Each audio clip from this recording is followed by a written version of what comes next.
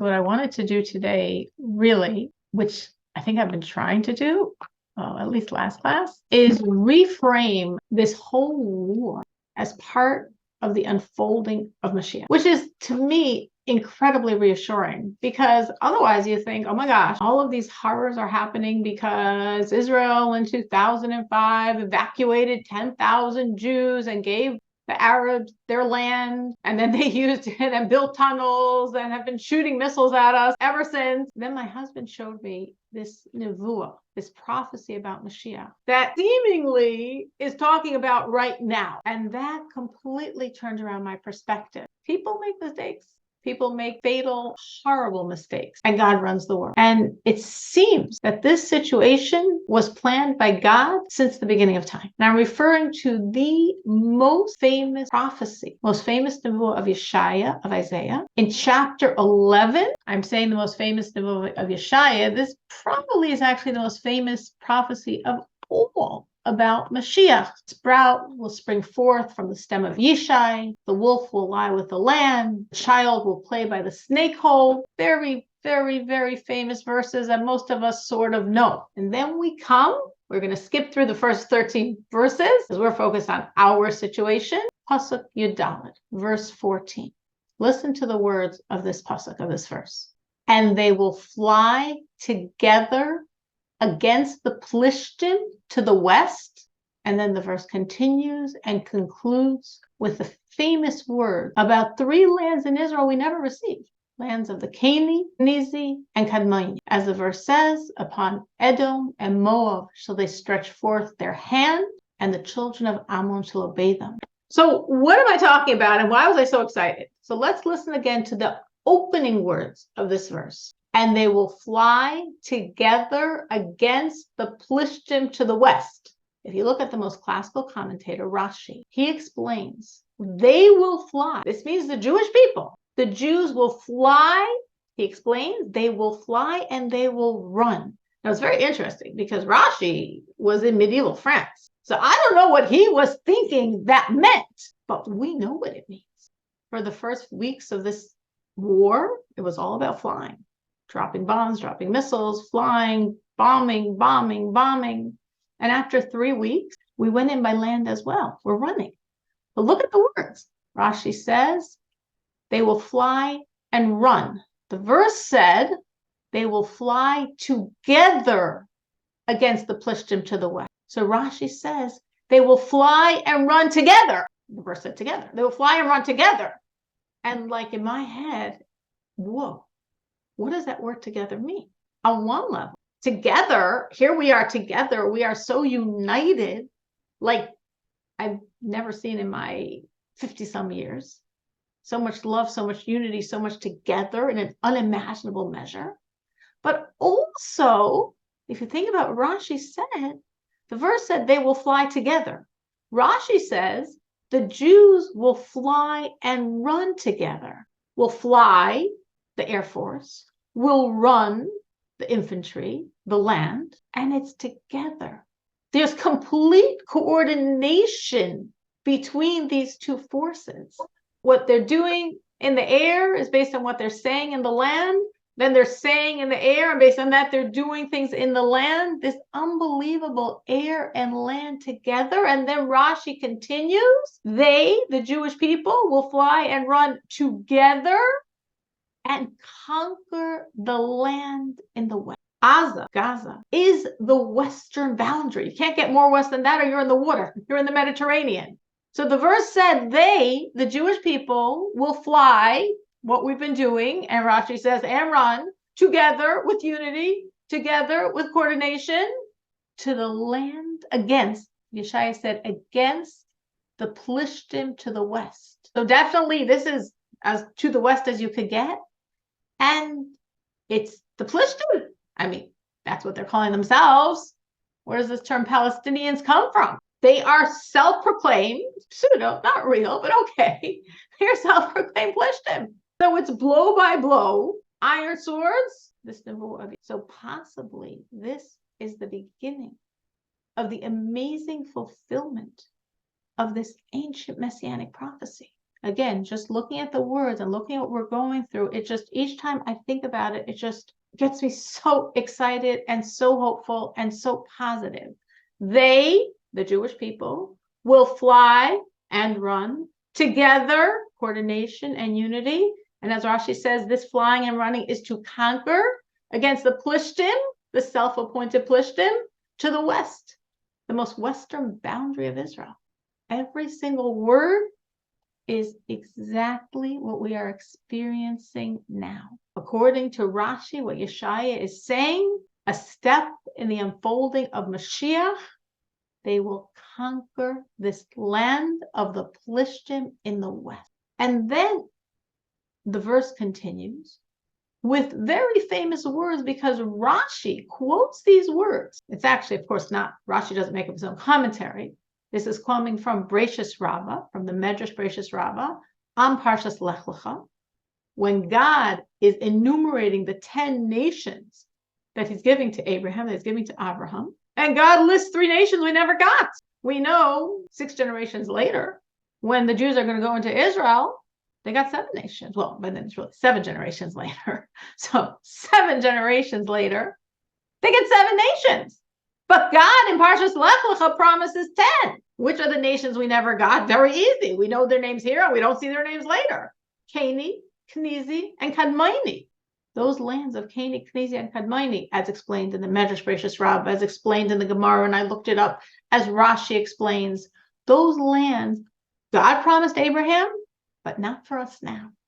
We're getting them by Moshiach.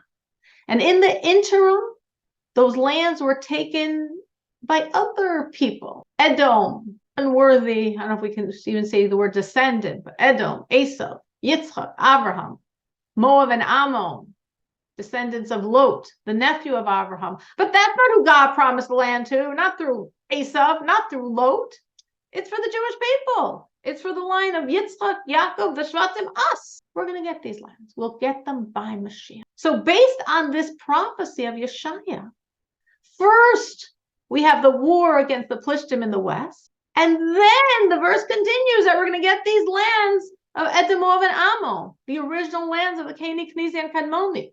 Where are those lands? Well, if you look in the Gemara, it explains there will be parallel to the southern half of Israel, east of the Jordan, southern Transjordan, vast stretches of land, enormous amount of land, which very interestingly, the last time Lubavitcher spoke to us on Parshas Lech Lecha, he spoke about this concept of the lands of the Cani, Kenizi, and Kadmoni, the lands that were taken temporarily by Edom, Moab, and Ammon, that we will receive by Mashiach. Now, again, now we know the lands are not vacant lands. I mean, there's millions of Arabs living in those lands. And the Rebbe said in Parshas Lech Lecha in the fall of 1991, these lands will be given to us willingly by the nations who live there. They will know it's our land.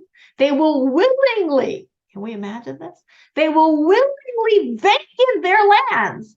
Total turnaround from your robbers, your colonizers, your trespassers. We're giving you the lands we've lived in for thousands of years because we know really it's your land. So possibly, this war is the beginning of the fulfillment of this verse, which concludes with us not only completely conquering the Plishtim, the Palestinians in the west, but getting all the land that we never got. East, Transjordan, ancestral lands we never received, but will receive by Mashiach. And what do we do to make this happen? We're adding good to make it happen, especially anything we can do in learning about Mashiach to make this happen. Giving charity. I know lots of us are giving lots of extra charity now, but giving charity with the intention to bring redemption. And what we, thank God, are seeing so much of, unity, love. That's such a powerful force to bring down blessings, including the ultimate blessing of Mashiach. We say it in our prayers. Barcheinu, Avinu, Kulanu Ke'echa Bar Panech. Bless us, our Father. Because we're all as one, you can bless us with the inner light. Your inner light can shine because we're all one. So we're doing this. We are creating mega spiritual arsenal, and we're stockpiling it, and God is taking this fuel and fashioning more and more and more miracles. as we see in all the stories that come out, and it's almost like you don't know to say or not to say stories because, well, everybody must have heard, but then somebody didn't, so it's worth it for that person. But again, it just sees such a correlation between what we do and enormous miracles. Now, of course, everything every one of us is doing is creating miracles. Not always do we know, I did this and then this happened because of what I did. But we know what we do and we see what's happening. And we know God is connecting the dots. So I saw this, what I'm going to tell you, on Israeli News Show. And if you would like, I actually found the link for someone. I could send it to you if you can follow the Hebrew. This has to do with the Israeli soldier that we know, of course, the Challah prayer her mother did. We know the Sefer Torah that was brought to her room. You might know that they changed the mezuzah on her bedroom in honor of her release. I'm sure you understand all the Tehillim that was said in honor of her release. As I mentioned last week, the Lubavitcher Rebbe gave a tremendous bracha. They wrote into the Rebbe and got a tremendous, tremendous bracha for her release. So all those things you know.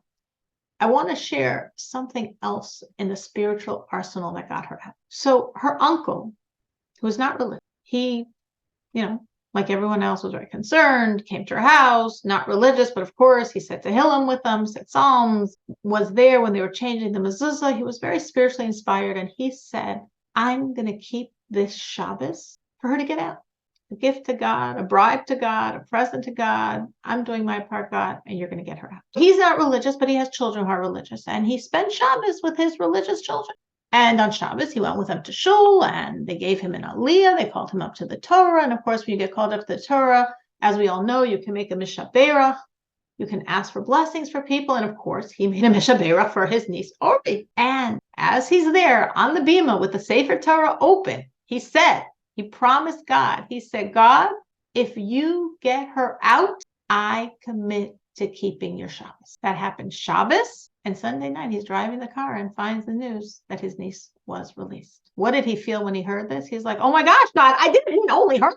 When I told you I will keep the Shabbos, I meant her like I thought her with everyone. You just pulled out her from everyone? So he is being interviewed on this secular Israeli talk show. And he's saying to the host, who appears completely not religious, I made this commitment to God and I'm going to do it. And God saved her. And I told God I'm going to keep his Shabbos and I'm keeping the Shabbos, but I know it's going to be really hard. And the host says, no, don't worry. It won't be hard. It'll be easy. And I'm like, what? That was almost, to me, as unbelievable as the whole story. And at the end of the interview, there was just such a feeling of love and awe of the miracles we were all sharing in that room, that the host said, this is all on television, he said, I'm breaking protocol. And he went over and he hugged and he kissed this man, this uncle of Ori. And it was just amazing. It was just amazing to see what Shabbos did, what his commitment to Shabbos did, the host's response to it. It's just like, wow, the feeling, you could feel how much the host was so invested in what this man had done, the feeling of like, we're all one. This is our daughter. This is our sister. This is our niece. And this amazing spiritual awakening. So from hostage to hostage, so there's another hostage that we have a little connection to. He's from Chicago, Hirsch Goldberg, Poland. He's 23. He's a very good friend of my nephew. He's also his neighbor. My brother-in-law, sister-in-law, and their children live in Baka, in Yerushalayim. These are their neighbors. And Hirsch was at the festival. His left dominant hand was blown off by a grenade. The last they saw him, he was being put on a Hamas truck. And because of this connection, or this little connection, that he's not just another name, but someone that some of the details in my mind are filled in, I keep thinking about it. And after what I personally, so to speak, experienced with the release of Yehudit and Natalie, I said to my husband, we've got to get his mezuzahs checked. Look what happened. Yehudit and Natalie. They checked Yehudit's mezuzahs. She does have mezuzahs in every door of her house. And one of them was not kosher, was puzzle, and they changed it. And Natalie often lives with her father, who doesn't have any mezuzahs, and mezuzahs were put up on his house. And they got out. And of course, other things were done, and lots of Tehillim, and a Sudas Hodah, already celebrating the miracle before it happened. But the mezuzahs, The mezuzahs are so fundamental. So I said to my husband, that's it. We've got to get my brother-in-law to get these mezuzahs checked. And we're not going to reach out to the family now. Who knows what they're going through, but we're just going to put it on my brother-in-law. So we did. Husband reached out to him. I reached out to him, really begging him to get these families' mezuzahs checked and telling him what happened and telling him how it was so impactful with Yehudit and Natalie. And he did. Baruch Hashem, he did. He got a local Chabad involved. They checked all the mezuzahs. Several were defective, including the one on Hirsch's bedroom door. They fixed everything. They found 2 doorposts that didn't have mezuzahs, that they put mezuzahs on. They looked at his tefillin, and also there were things there that had to be fixed. There were some problems, and they fixed all of that as well. And it was like, okay, God, look, we're following your rules.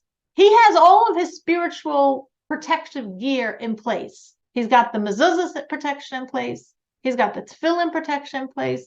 God, we are doing what you say works. So we know we're going to see him. We're going to see all of them back. Just like, a number of people in this class and other classes of mine got involved in supporting going out to the homes of the hostages, checking, correcting, and putting up mezuzahs, getting people all over to put on tefillin, getting people all over to light Shabbos candles. The acronym for Shabbos candles in Hebrew is Neshek. Neshek means ammunition. This is our ammunition. Shabbos candles are ammunition, and tefillin is also our ammunition, and mezuzahs are also our ammunition.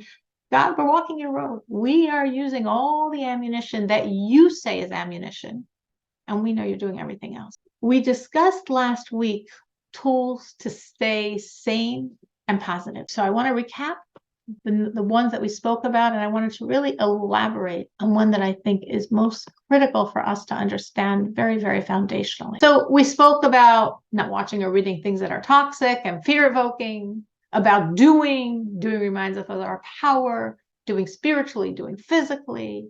We spoke about celebrating love and unity and religious awakening. I posted today on our group that clip that I had seen a few days ago. I do try to refrain from posting too much, but that clip with the man, I thought, if anybody, if you watched it, it just expressed such a foundational point of Jews waking up, that they're Jews, and what that means. And I see, and I'm sure we've all seen so many things that keep re-strengthening that message. A beautiful bar mitzvah in Gaza with a soldier who, Israeli, never put on tefillin in his entire life. That's why we call it his bar mitzvah, doing it for the first time in Gaza. And so many others. I saw a Chabad reservist was sharing that his commander, who's 54, very high-ranking commander. He has served as a commander in a number of wars. And now, for the first time, he asked this Chabad man serving under him, show me how to put on tefillin. First time, after all these wars, the first time he felt the need. He wanted to do this. Maybe he felt the need for protection. Maybe he felt the need, as many are saying, if they're killing us because we're Jews, we want to be Jews. We also spoke about another point that's very, very important, and I wanted to elaborate on that one. We spoke about spiritually focusing. All is God and only God. I really wanted to develop this important point more. It is foundational in our toolbox. So we know the concept. We've discussed it many times in many contexts. It's all God. It's only God. There is only God. To me, it's the most critical message I keep telling myself. Otherwise, everything will be, at the least, incredibly, incredibly overwhelming. And when you recenter, you realign, this is God's world. Everything is exactly God. Even evil people making evil choices is part of God's plan. And you just keep putting yourself in that space until you feel safe and centered and confident. Now, I was asked, well, how can we be so sure? I mean, if we look biblically in the verses, we speak of God's enemies. These people are clearly the enemies of God.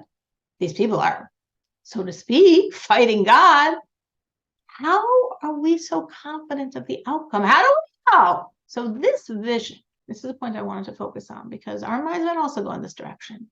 This vision of good versus evil of the great final battle, that's Christian theology, or that's Harry Potter. It's not Judaism.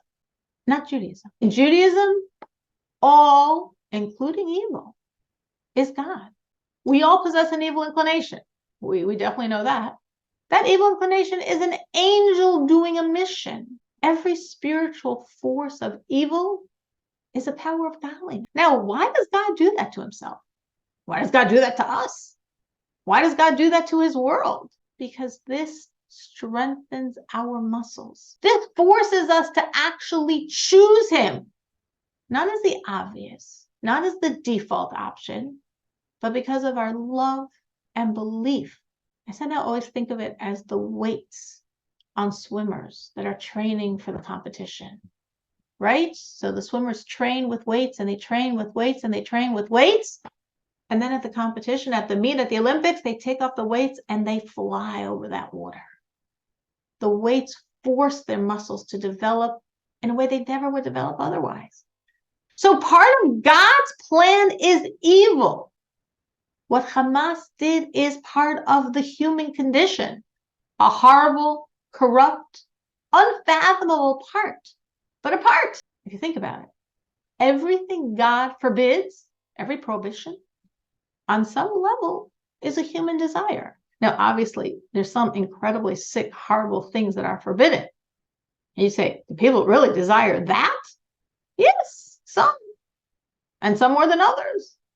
And some would just have horrific fantasies, and some would express it in their speech, and in their spewing vile content online anonymously.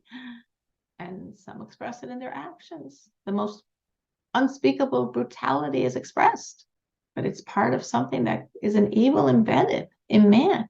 And when that evil comes out, when this horrible evil comes out that we can't even connect to a human, when that evil comes out, it makes things very clear. There's dark and there's light. Forget about gray. And when you know there's dark and light, you're being told. Every Jew is being told. And every human being in the world is being told, make a choice. Make a choice. And we see this in both directions. We see Jews making choices they never made before. And we see non-Jews. We see non-Jews making horrible choices. Wow, we didn't realize they still hated us that much. And we see non-Jews doing so many beautiful things. It's unbelievable. So much that I've seen and read, and I'm sure many of you have as well. Right away in the beginning, I'm not going to pronounce his name properly, but Arnold Schwarzenegger, an amazing plea he put out. Don't be a loser like my Nazi father. I saw the link on a fan page. I checked it recently. 2.5 million people have seen this. And that's not the original video. That's the fan page of it. Unbelievable. 2.5 million people. That means some of them are listening, and some of them are hearing, and some of them maybe are making different choices because of it. We mentioned before the cowboy farmers from Arkansas and Montana flying to Israel to run farms when the farmers are in Gaza. The darkness forces us to grow.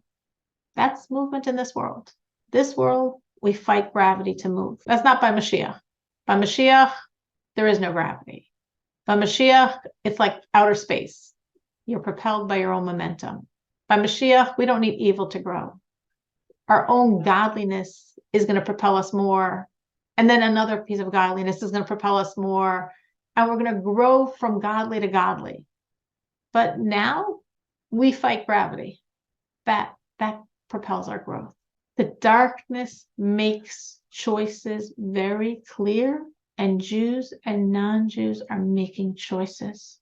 When we see ultra-liberal, ultra-secular, ultra-wealthy Jews cutting funding to elite universities, that's a huge choice. We could say, yeah, of course. But if you understand the culture, this is the highest it gets in the American, hierarchy. And that's a huge choice. And it's a choice that's beautiful to see and really reflects They made a choice. When Bernie Sanders, who was asked and interviewed and put on the line, he said humanitarian pause. They said ceasefire. He said no ceasefire. That is huge. That's reflecting a choice. Am I a Jew? Am I a progressive socialist reformer? The progressive socialist reformer says ceasefire. And the Jew says no ceasefire. And he said no ceasefire. Anti-Semitism is not beautiful. We're not celebrating anti-Semitism. But the outcome that we've seen, and we've all seen, and we all can share so many examples of, that outcome is beautiful. And maybe that's part of God's vision. Maybe that's part of understanding, again, this is all God. This is only God. There is only God. So what in the world is going on? Something to think about when we're trying to process what in the world is going on. And something else, of course, that we all keep coming back to, and very important to come back to them, is the miracles. Miracles, miracles, miracles. So many miracles. It's almost like, oh yeah, I heard that. Oh, I didn't hear that, but I heard something else. We're saturated with miracles. Unfortunately, the enormous tragedy of 1,400 some beautiful lives. But we keep hearing another miracle and another miracle. And we're thinking like, whoa, we didn't realize what really should have happened, what was supposed to have happened, and how many miracles. And especially when you hear miracles that we create for ourselves. It's just so obvious, the service and the miracle. And that's what we want to focus on. Because again, that reinforces we are so powerful. So I don't think this is a famous story. I heard it personally from someone, Motzei Shabbos, so I didn't see it on social media, so I'll share it. On one of these kibbutzim, one of these settlements in the south, which, of the 22 on the hit list, 20 got hit, and they were all very secular. So this woman's living on this very secular kibbutz, and she's very secular, and she has a brother who's Chabad. And for years, this brother has been trying to get his sister to put up a mezuzah. He sent her a mezuzah. Yes, she's going to do it. No, she doesn't do it. Yes, she's going to do it. No, she doesn't do it. This has gone on for years. In theory, she's doing it, but in reality, she doesn't get around to it, AKA nobody in her settlement has a mezuzah, and she doesn't want to be different. They're talking October 6th, Friday. He's wishing her a good Shabbos. He's wishing her a happy holiday. They start talking again about the mezuzah, and she says, okay, I'm going to do it. Okay, he's on the phone with her. Shows her how, says a blessing with her. She puts up a mezuzah. Friday, October 6th. Shabbos, October 7th. Her kibbutz is invaded. The moshav is invaded. And she's in her house with her door locked. And she sees and hears them on her block. They go to the house next to her. They come to her house. They come to her house. They try her door. Well, obviously, like everyone else's door, her door was locked. And they're like, trying for a few minutes her door, and they left, and they never came back. Her brother tells the story. This is the power of mezuzah. There's the mezuzah, there's the miracle. I'm sure you all saw, I saw this so many times, but it's so powerful, where this woman herself is saying how she was in this settlement with her children, seeing the Arabs coming, took the knives of the kitchen and said, God, if you save us, we will keep Shabbos. I'm sure most of you saw that, but it's so powerful. She made the commitment. The Arabs passed over her house. Something else, which I didn't really see much on social media, so that means maybe you haven't seen it, but it was very powerful to me. Again, in one of these settlements in this area, very secular, and there was a woman, a young mother of a family there, who started becoming more and more interested in Judaism. She does one thing, she does another thing, and she decides she wants to keep the Shabbos. So she keeps the Shabbos, her husband trailing a little behind, they have small children, the whole family's keeping the Shabbos more or less. And she says to her husband, it doesn't work. We can't keep the Shabbos on the settlement because nobody here is keeping the Shabbos. How come we have our children, like for everyone it's Saturday and for us it's Shabbos?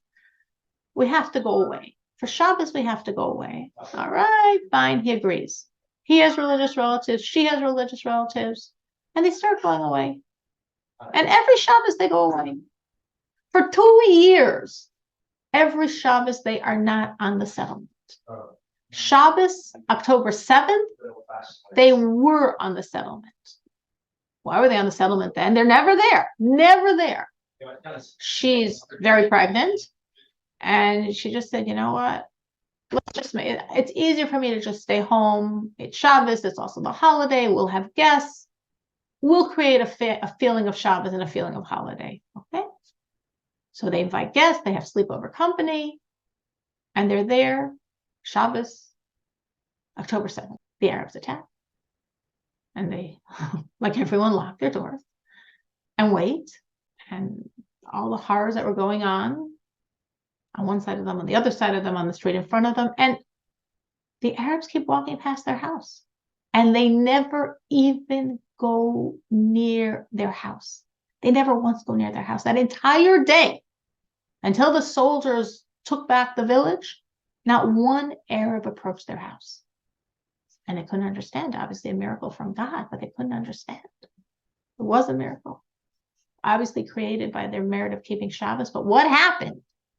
Well, afterwards, when the army started examining the terrorists that were killed, they knew exactly what happened. Before these terrorists went to these settlements, they got detailed maps from the Arab workers from Gaza who were working for years in these settlements, where the settlements were so good to them and sent them back with candy for their children. And they mapped out every village. By every house, they wrote how many people, if there's children, the ages of the children, if there's a dog, they wrote if the people should be killed or if they should become hostages. And on this house, on this woman's house, they wrote, never home Saturday. They were home, but their keeping of Shabbos protected them, and the Arabs didn't even go near their house. We know these stories. We know many more. It's important for us to hear and share the miracles, to celebrate them, to know God is doing them, to know we are worthy. We are so worthy now. And we need to keep doing and doing more and more to create that spiritual arsenal that God will not only resolve this seemingly unresolvable, but we trust God situation, but do much, much more. As we're saying, this should be the fulfillment of the messianic prophecy of Yeshaya, that from conquering together with the coordinated air and land attacks, the West, Gaza, the land of the Plishtim, we should continue to the rest of the prophecy and receive from their own volition, from their own goodwill, all the lands of the Transjordan that are ours, all the lands of the Cani, the Kenizi, and the Kadmoni. It should be literally, and it's the only real comfort, it should be a complete revelation of Moshiach now.